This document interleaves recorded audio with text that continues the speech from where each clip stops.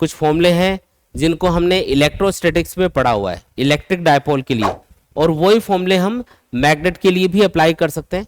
पहली बात तो ये कि इलेक्ट्रिक डायपोल किसको बोला जाता है, तो electric dipole two equal and opposite charges का एक सिस्टम होता है जिसमें एक पॉजिटिव चार्ज होता है एक नेगेटिव चार्ज होता है, इस तरीके से। तो ये जो सिस्टम है इसको हम बोलते हैं इलेक्ट्रिक डायपोल। ऐसे ही मैग्नेटिक डायपोल किसको बोला हमने, एक मैग्नेट जिसके अंदर एक नॉर्थ पोल है और एक क्या है साउथ पोल, तो इसको हम बोलेंगे मैग्नेटिक डायपोल।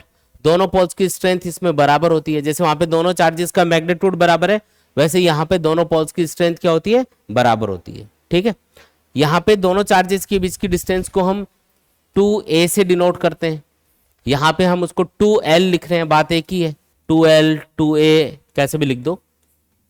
फिर ये जो इलेक्ट्रिक डायपोल है इसका इलेक्ट्रिक फील्ड मैं आपको ड्रॉ करके बता रहा हूँ। इलेक्ट्रिक फील्ड हमेशा पॉजिटिव चार्ज से नेगेटिव चार्ज की तरफ होता है। दो चार्जेस अगर अपोजिट टाइप के हैं तो उनके बीच में जो इलेक्ट्रिक फील्ड है वो पॉजिटिव चार्ज से नेगेटिव चार्ज की तरफ होगा, इस तरीके से।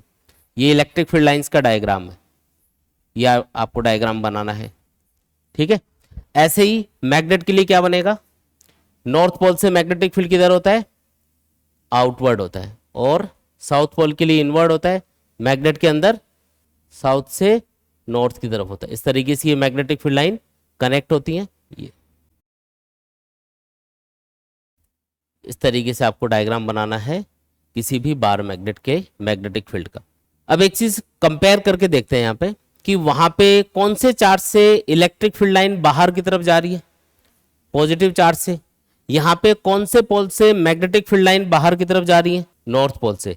यानी कि वहां पे जो पॉजिटिव चार्ज का काम है वो यहाँ पे कौन कर रहा है, नॉर्थ पोल कर रहा है। तो नॉर्थ पोल किसका इक्विवेलेंट है, पॉजिटिव चार्ज का इक्विवेलेंट है। और जो साउथ पोल है, क्योंकि उससे मैग्नेटिक फील्ड लाइन इनवर्ट जा रही है, वहां पे नेगेटिव चार्ज से इलेक्ट्रिक फील्ड लाइन इनवर्ट जा रही है। इसका मतलब साउथ पोल किसके इक्विवेलेंट माना जा सकता है, नेगेटिव चार्ज के इक्विवेलेंट माना जा सकता है। ये कंपेयर करके हमने देखा। फिर जो इलेक्ट्रिक डायपोल मोमेंट है उसका फॉर्मूला होता है P इक्वल टू, P से डिनोट करते हैं इसको, Q इंटू 2a। और वैसा ही फॉर्मूला मैग्नेटिक डायपोल मोमेंट के लिए भी बन रहा है, M equal to small m into 2l। Small m मतलब पोल स्ट्रेंथ, मतलब जो चार्ज जो काम यहाँ पे चार्ज का है वो काम यहाँ पे किसका है, पोल स्ट्रेंथ का है। ठीक है ना, जो काम यहाँ पे चार्ज कर रहा है वही काम यहाँ पे पोल स्ट्रेंथ कर रही है फॉर्मूले के अंदर। ठीक है, तो इससे कंपेयर करके हम कुछ फॉर्मूले और बना रहे हैं अभी। जैसे हमको पता है कि अगर दो चार्जेस को पास पास रख दिया जाए, ये कोई Q1 चार्ज है, ये कोई Q2 चार्ज है, और इन दोनों को सपोज करो आपने r दूरी पे रखा, तो इनके बीच में जो इलेक्ट्रोस्टैटिक फोर्स लगता है उसका फॉर्मूला होता है 1/4 pi epsilon not Q1 Q2 upon r square. ऐसे ही फॉर्मूला हम दो मैग्नेट्स के बीच में जो मैग्नेटिक फोर्स लगेगा उसके लिए भी बना सकते हैं। ये दो मैग्नेट्स एज्यूम कर ली मैंने, और दोनों के जो अनलाइक पोल्स है वो आपस में एक दूसरे को अट्रैक्ट करेंगे। ये जो मैग्नेट है पहले वाली, इसकी पोल स्ट्रेंथ है m1, दोनों पोल्स की स्ट्रेंथ बराबर होगी। और दूसरी मैग्नेट की पोल स्ट्रेंथ है सपोज करो m2। दो अलग अलग मैग्नेट की पोल स्ट्रेंथ अलग अलग हो सकती है, लेकिन एक ही मैग्नेट में दोनों पोल्स की स्ट्रेंथ हमेशा बराबर होगी। ठीक है, ये वाली जो डिस्टेंस है दोनों पोल्स के बीच में ये है मान लो r।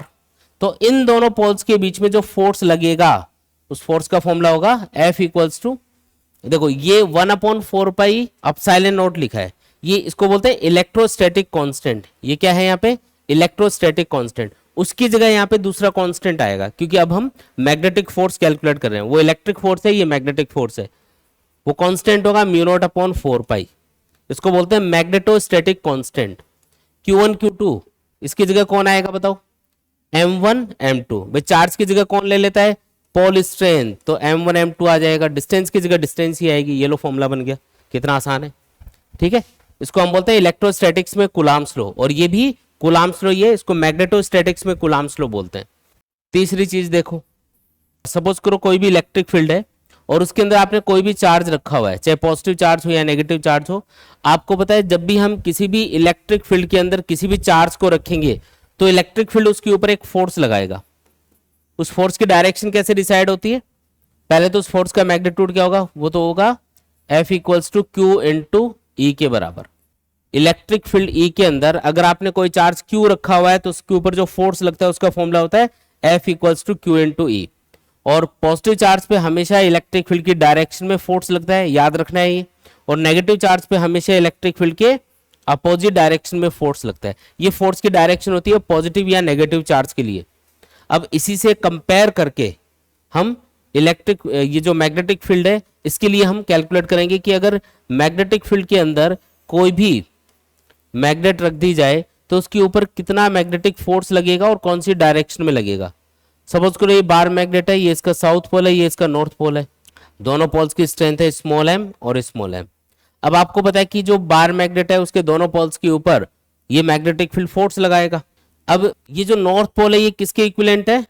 पॉजिटिव चार्ज के इक्विवेलेंट है। देखो तो जैसे पॉजिटिव चार्ज पे इलेक्ट्रिक फील्ड की डायरेक्शन में फोर्स लगता है उसी तरीके से नॉर्थ पोल पे मैग्नेटिक फील्ड की डायरेक्शन में फोर्स लगेगा। ठीक है, और कितना फोर्स लगेगा? तो वहां पे फोर्स का फॉर्मूला लिखा है charge into electric field. Charge की जगह कौन ले लेता है यहाँ पे? Pole strength. तो फॉर्मूला क्या बन जाएगा? पोल स्ट्रेंथ इनटू, और इलेक्ट्रिक फील्ड की जगह कौन आ गया? Magnetic field. ये लो जी, ये फॉर्मूला आ गया अपने पास।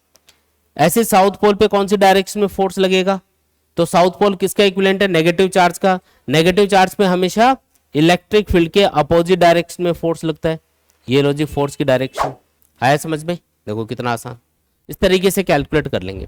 और एक लास्ट फॉर्मूला और आप याद रखो कि कोई भी जैसे चार्ज होता है उससे आर दूरी पे अगर हम इलेक्ट्रिक फील्ड पता करते हैं तो उसका फॉर्मूला होता है E equals to 1/4 pi epsilon not Q by R square. ये किसका फॉर्मूला है? ये कोई भी पॉइंट चार्ज हो उससे आर दूरी पे प्रोड्यूस होने वाले इलेक्ट्रिक फील्ड का फॉर्मूला होता है।